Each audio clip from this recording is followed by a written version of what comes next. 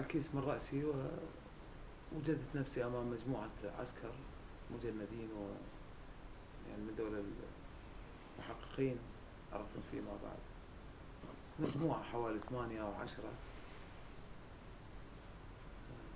وولون علي يضعون البندقية بأماكن حساسة بالجسم وبالإضافة إلى الضرب، وكنت أسمع به استغاثات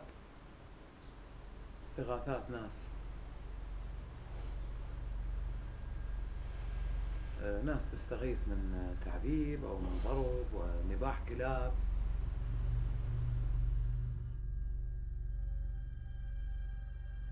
There was a wink and a nod approach. We have these rules, you're going to follow them, but we're not going to spend that much time making sure that you're going to follow them. And if I don't know about what's going on, then I can, have plausible deniability. The contractor is safely in an office in the United States somewhere, so no direct supervision. And to just simply say, well, I guess they got out of control, I don't know where they were taking their instructions from, it seems to excuse all of them. I have reproduced an excerpt from the job posting as it was reprinted in the Washington Post on May 10th on the poster here behind me. And let me read it for you. It says, under minimal supervision, will assist, and goes on. Key words, under minimal supervision. In 2003, the Pentagon essentially panicked, and a very desperate Secretary of Defense did whatever he had to do very, very quickly to try to get more intelligence. If that meant running out and hiring a bunch of contractors who didn't know what they were doing and putting them wrongly into the chain of command of military intelligence, that's what they did. They were desperate.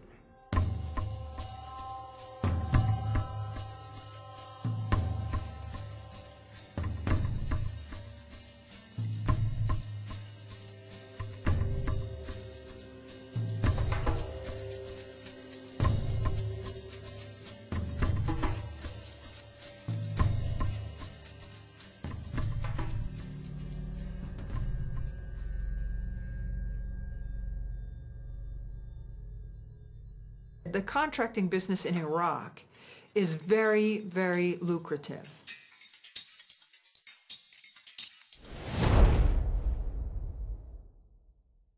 There was so much money being given away over there to contractors. I mean, there were jobs that didn't even need to be there. We'd go into the tent to use our internet, and the woman who would put my name down to assign me to a computer would be a civilian contractor who was making 6 figures to be over there. Why is she there? Why are we paying this woman to do this? They threw so much money at these people they can't refuse. I mean, if you're a mechanic, you're making like 20 or 30,000. Someone offers you 100,000 a year tax-free to go to Iraq, and that's hard. I think that's really hard to refuse.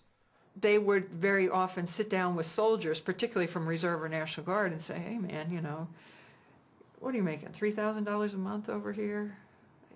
I make that in a week.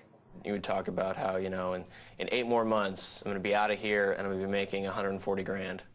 It certainly affected retention, because I don't know why any military person would re-enlist to do the same job when they could get out of the military and make 6 times the money and do the same job.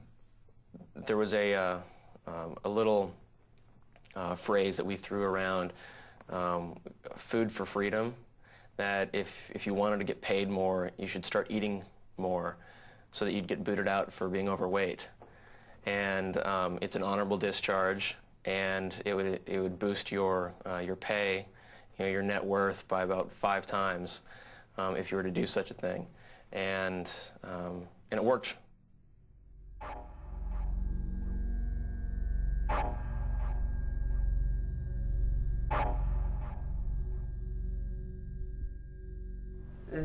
جو علينا الامريكان بال11:30 بالليل واخذوني انا وابني، فابني دا يقول لهم هذه امي، فاجا الامريكي جابني من ايدي حال قال لي جو سكو هيك حال صح، فقال لي اعترفي، اذا متى اعترفين على الارهابيين اللي وياك راح اوديك بمكان يعتدون عليك ويلعبون بيش طوب الامريكان، راح سلك احكي انت وابنك.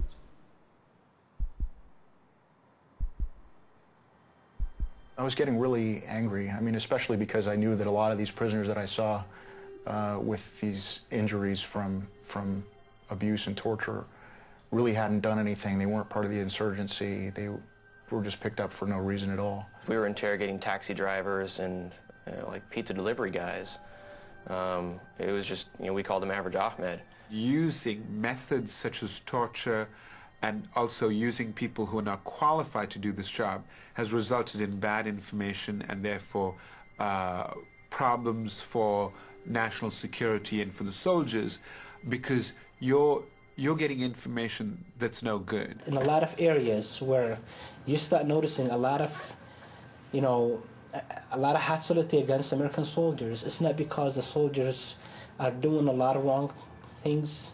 It's because sometimes maybe the communication that has been transmitted to them has been transmitted to them wrongly, unprofessionally, and serving someone else's interest. These are Titan linguists. They were hired by Titan. Titan has long-standing contracts providing critical information technology and support services for some of our nation's most valuable defense assets. Under a contract with the U.S. Army's Intelligence and Security Command, Titan has over 4,000 linguists that provide invaluable mission-critical services. Titan is the company that provides the linguists and continues to provide the linguists throughout Iraq. They're the biggest provider in this business. They were so desperate to get people to fill these positions as translators that they were just hiring anybody that approached somebody and obviously had command of the English language in addition to the Arabic language or Farsi or whatever it may have been. There was people who maybe spoke the language, but it was broken, but could not read it or write it. And I'm talking about English here. And they were hired. They were never given a test. Nobody was given a test. I was never given a test. The test I was given was a phone conversation for a minute. Military trusted us. Military trusted Titan. Titan came and said, here's a linguist that we have hired, we have trained, tested, we put our trust in, he passed his security clearance, or he got some kind of a clearance. You should trust him in everything he does, everything he say. I did work closely with Titan all year long while I was in Iraq. And I can say that a lot of the translators weren't trained at all. I don't know what kind of training they received, but they were terrible at it. There was no managers, there was no supervision, there was no training, there was no follow-up. There was whatsoever a system of evaluation of what linguists are doing or what they're doing, even a system of if these linguists really translating or doing, or really are they translating or giving their opinions. Titan made the big bucks and hired the most incompetent people most of the time, did not follow up with them, did not really know what they were doing. Probably as a result, a lot of people got hurt, a lot of people got killed, American lives got lost because someone wants to make money and wants to have a fat check in his pocket.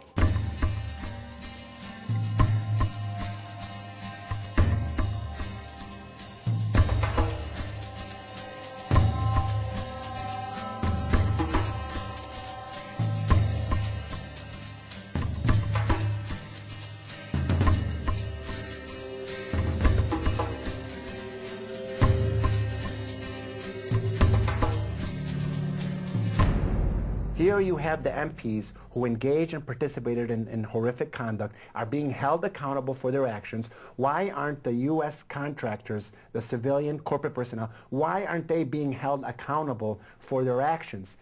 If you are a U.S. soldier and you hurt an Iraqi civilian and that becomes known, you will be court-martialed. But if you are a U.S. contractor and you kill an Iraqi civilian and that becomes known, you will be sent home. And then you can come back the following week and you can work for a different contractor. So here we have the two ringleaders of abuse at Abu Ghraib very explicitly saying, in many cases, what was happening was they were being ordered to abuse these detainees by civilian contractors. These guys are in prison for 18 years total between the two of them, and there's no contractors in prison. My question is regarding